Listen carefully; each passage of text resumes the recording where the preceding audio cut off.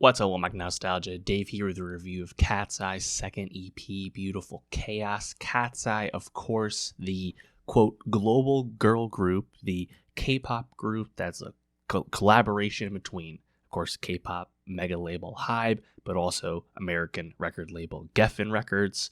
And Katseye debuted last year following the conclusion of the Netflix reality series Dream Academy. Of course, K-pop groups, male or female, being created out of a reality show is nothing new, of course, but this group was notable, of course, because of its, basis, not just in the Korean system, but really trying to market itself as more of a straight up pop group.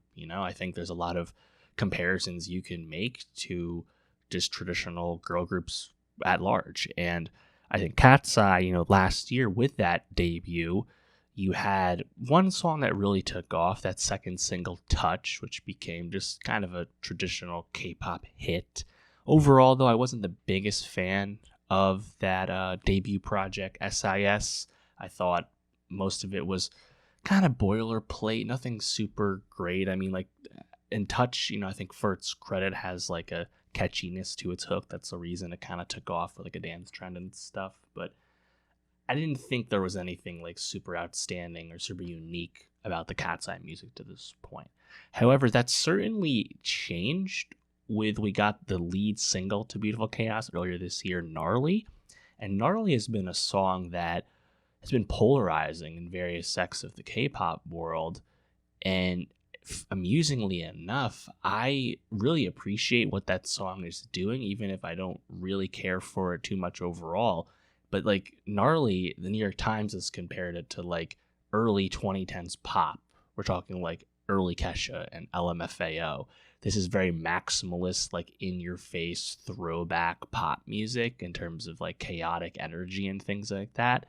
And to get that from a K-pop group during a time when K-pop is so homogenized and trend chasing and bassline and mid-tempo all the time, it stands out and it grabs your attention and it's a big swing. And I certainly will always respect something like that in terms of just kind of going against the grain and doing something, on your own. Katseye deserve a lot of credit for doing something incredibly against the grain and against K-pop trend with a song like Gnarly. However, their second EP, Beautiful Chaos, doesn't do enough to distinguish this group. To this point, I don't think Katseye has a signature song, anything that really is unique to them. Of course, they've had hits both on this project and the debut, but nothing feels Katseye specific to me. And Gnarly is at least close for being something so throwback and so atypical, but the rest of this EP doesn't really do anything that excites me and feels pretty underwritten overall. I think this is a group that still just needs to find more of a sonic identity and a focus, and if they want to go down the Gnarly route, I would support that just because of how different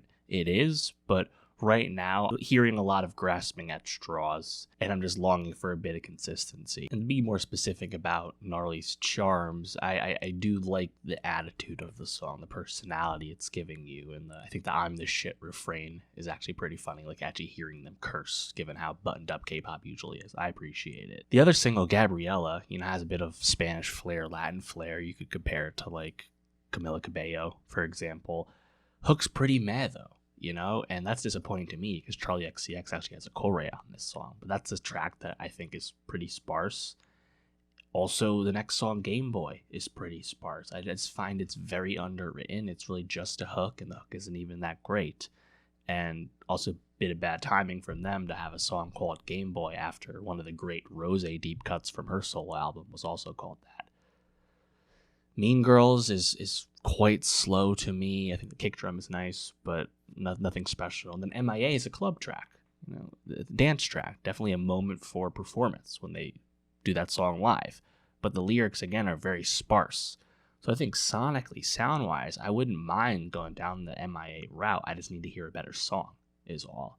So again, Katseye, I just don't think they've really demonstrated a whole lot yet. And then clearly they've tried to fandom. There's definitely a lot of personality in this group, and they're able to express themselves a lot more, outside of the songs and just in terms of promotion and social media and things like that. They're doing stuff like that that's, again, outside of the sphere.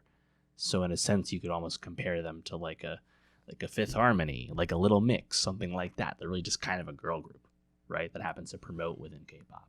So we'll see how it goes. I haven't been too positive overall. Let me know, though, what you think of Katseye's second EP, Beautiful Chaos.